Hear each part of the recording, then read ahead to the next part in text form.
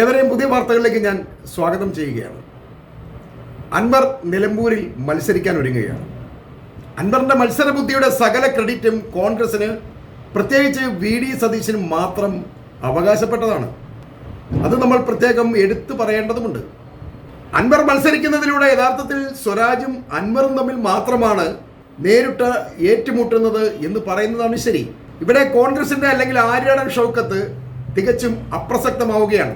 മീഡിയകൾ അൻവറിലേക്ക് കേന്ദ്രീകരിച്ചുകൊണ്ടാണ് മുന്നോട്ട് പോകുന്നത് എന്ന് നമുക്ക് കാണാൻ കഴിയും. ഈ ഷൗക്കത്ത് അല്ലെങ്കിൽ കോൺഗ്രസ് അപ്രസക്തമാകും എന്ന് പറയുന്നതിന് ചില കാരണങ്ങളൊക്കെ ഉണ്ട്. കോൺഗ്രസിന് നിലമ്പൂരിൽ എന്താണ് പറയാനുള്ളത്? പിണറായി സത്യത്തെക്കുറിച്ചാണെങ്കിൽ അത് അൻവറിന് പറയാൻ കഴിയുന്നതിലും നന്നായിട്ട് ഈ കോൺഗ്രസിനോ അതല്ലെങ്കിൽ ഷൗക്കത്തിനോ ഒന്നും പറയാൻ കഴിയില്ല. കാരണം 9 കൊല്ലത്തിലധികം കൂടെ നിന്ന് പിണറായി സത്യത്തിന്റെ സകല നെറികേടും വിളിച്ചു പറഞ്ഞത് അൻവർ മാത്രമാണ്. ഇനി അൻവറിനെ കുറിച്ചാണ് അവർക്ക് പറയാനുള്ളതെങ്കിൽ അൻവറിനോടുള്ള അന്യായത്തെ വെറുതെ ന്യായീകരിക്കാമെന്നല്ലാതെ അപ്പോഴും കോൺഗ്രസിലെ സതീശത്വത്തിന്റെ മുഖം മാത്രമേ ജനങ്ങളുടെ മനസ്സിൽ ഉണ്ടാവുകയുള്ളൂ. സതീശനേക്കാൾ തലമൂത്ത രാഷ്ട്രീയ പാരമ്പര്യമുള്ള രമേശ് ചെന്നിത്തലയെയും സുധാകരനെയും കുഞ്ഞാലിക്കുട്ടി സാഹിബിനെയും പാണക്കാട് തങ്ങളെയും ഒക്കെ വെട്ടിയിട്ടാണ് സതീശത്വം നിലകൊള്ളുന്നതെന്ന് എല്ലാവർക്കും ഇപ്പോൾ മനസ്സിലായിരിക്കുകയാണ്. ഇപ്പോൾ പിണറായിസവും സതീശത്വവും നേരിടേണ്ട അവസ്ഥയാണ് അൻവറിനുള്ളത്. ഇതിലെ പ്രധാന കുഴപ്പം നിലമ്പൂരിൽ കോൺഗ്രസ് തോക്കുന്നതിലൂടെ സതീശന്റെ പ്രതിപക്ഷ നേതൃസ്ഥാനം കൂടിയാണ് നഷ്ടപ്പെടാൻ വഴിയൊരുങ്ങുന്നത് എന്നുള്ളതാണ്. അത്രയധികം എതിർപ്പുകളാണ് അൻവർ വിഷയത്തിൽ പാർട്ടിക്കുള്ളിൽ സതീശന് നേരിടേണ്ടി വരുന്നത്. അതുമാത്രമല്ല, ഘടകകക്ഷിയായ ലീഗിന്റെ നേതൃയോഗങ്ങളിലും സതീശന്റെ നിലപാടുകളും അത് അനുവദിച്ചു കൊടുക്കുന്ന കോൺഗ്രസും വിമർശനം ഏറ്റുവാങ്ങുകയാണ് എന്ന് നമ്മൾ മനസ്സിലാക്കണം. അൻവറിന് UDF പ്രവേശനമൊരുക്കാൻ ഏറെ കഷ്ടപ്പെട്ട ലീഗ് നേതാക്കൾക്ക് വേദനയുണ്ടാക്കുകയും അവരെ അപമാനിക്കുകയും ചെയ്യുന്ന നിലപാടാണ് കോൺഗ്രസിൽ നിന്നും ഉണ്ടായത് എന്ന് പ്രത്യേകം ശ്രദ്ധേയമാണ്. ഇനി അതല്ല, നിലമ്പൂരിൽ ഈ സ്വരാജ് ജയിക്കാൻ മാത്രമുള്ള വോട്ട് ഇടതുപക്ഷത്തിനുണ്ടെങ്കിൽ കഴിഞ്ഞ കാലങ്ങളിൽ അവരെന്തുകൊണ്ട് ഒരു പാർട്ടി സ്ഥാനാർത്ഥിയെ നിർത്താതെ പകരം സ്വതന്ത്രനായ അൻവറിനെ ആ ജോലി ഏൽപ്പിച്ചു?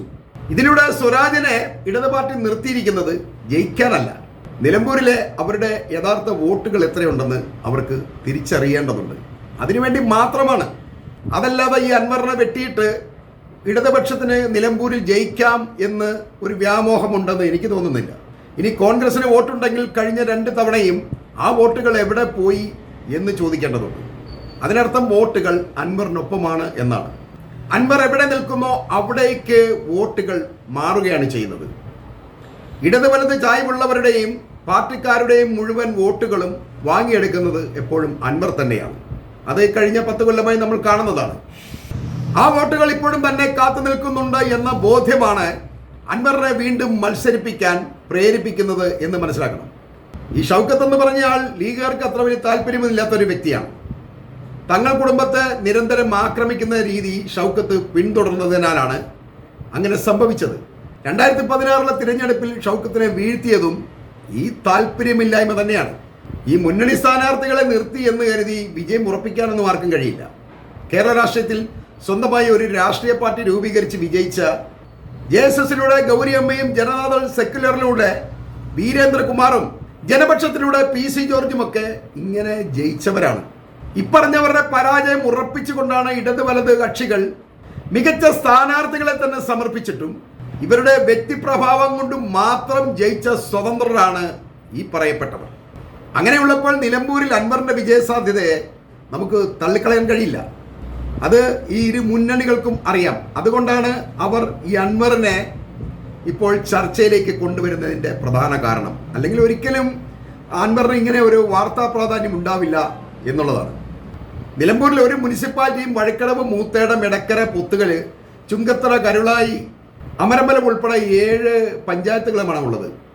ഈ ഇടങ്ങളിലെല്ലാം അൻവറിന് കാര്യമായ സ്വാധീനവും വ്യക്തിബന്ധങ്ങളും കുടുംബ ബന്ധങ്ങളും ഒക്കെ ഉള്ള ഇടങ്ങളാണ്. അത് തന്നെയാണ് അൻവറിന്റെ വിജയസാധ്യത ഉറപ്പിക്കുന്നത്. അൻവർ UDFന്റെ പിന്നാലെ നടന്നത് അയാൾക്ക് വേറെ വഴിയില്ലാത്തത് കൊണ്ടാണ് എന്ന തെറ്റിദ്ധാരണയാണ് കോൺഗ്രസിനുണ്ടായത്. എന്നാൽ പിണറായി സത്യത്തിനെതിരെയുള്ള പോരാട്ടത്തിൽ കോൺഗ്രസ് ഒപ്പമുണ്ടാകണം എന്ന ചിന്ത കൊണ്ടാണ് അൻവർ കോൺഗ്രസിന് പിന്നാലെ നടന്നത് എന്ന് അവർക്ക് ചിന്തിക്കാൻ കഴിഞ്ഞില്ല.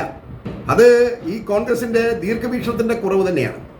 കോൺഗ്രസിന് ഇനി ഒരു 5 കൊല്ലം കൂടി പുറത്തിരിക്കാനുള്ള കരുത്തില്ല എന്ന് അതിന്റെ നേതാക്കൾ ചിന്തിക്കുന്നില്ല. അങ്ങനെ സംഭവിച്ചാൽ അവരുടെ ആളുകൾ ഇടതുപക്ഷത്തേക്കും BJPയിലേക്കും ഒക്കെ കയറിപ്പോകും എന്നതാണ് വാസ്തവം. അതുപോലെ തന്നെ അതിൻ്റെ രസകരമായ മറ്റൊരു വശവും കൂടിയുണ്ട്. ഈ കമ്മ്യൂണിസ്റ്റ് പാർട്ടിക്കും ഇനി ഒരു 5 കൊല്ലം കൂടി ഭരിക്കാനുള്ള കരുത്തില്ല എന്നുള്ളതാണ് സത്യം. അങ്ങനെ സംഭവിച്ചാൽ ഈ പശ്ചിമ ബംഗാളിലെ പോലെ പാർട്ടി മുഴുവനായി തന്നെ ഇല്ലാതായി പോകും. അതിന് പിന്നിലുള്ള കാരണം കമ്മ്യൂണിസ്റ്റ് പാർട്ടിയെ താങ്ങി നിർത്തുന്നത് DYFI ആണ്. വീണ്ടും ഭരണം കിട്ടിക്കഴിഞ്ഞാൽ ഈ സമരങ്ങളും തല്ലും അടിയും ഒന്നും ഇല്ലാതെ ജനശ്രദ്ധയിൽ നിന്ന് അകന്നത് DYFIയുടെ യുവാക്കൾ 15 വയസ്സും കൂടി പിത്തം പിടിച്ച് പുറത്തിറങ്ങാൻ കഴിയാതെ കിടപ്പിലാവും എന്നുള്ളതാണ് സത്യം. തന്നെയുമല്ല, പുതിയ യുവാക്കൾക്ക് പാർട്ടിയിൽ ഉയർന്നു വരാനുള്ള അവസരവുമാണ് നഷ്ടപ്പെടുന്നത്. അതുകൊണ്ട് അടുത്ത ഇലക്ഷനിൽ DYFIക്കാർ മുഴുവൻ കോൺഗ്രസിന് വോട്ട് ചെയ്യണമെന്ന് ഒരു രഹസ്യ അറിയിപ്പ് കൊടുക്കുന്നത് കമ്മ്യൂണിസ്റ്റ് പാർട്ടിയുടെ നിലനിൽപ്പിന് വളരെ നല്ലതാണ് എന്ന് പറഞ്ഞുകൊണ്ട് ഞാൻ ഈ വീഡിയോ ഇവിടെ അവസാനിപ്പിക്കുകയാണ്.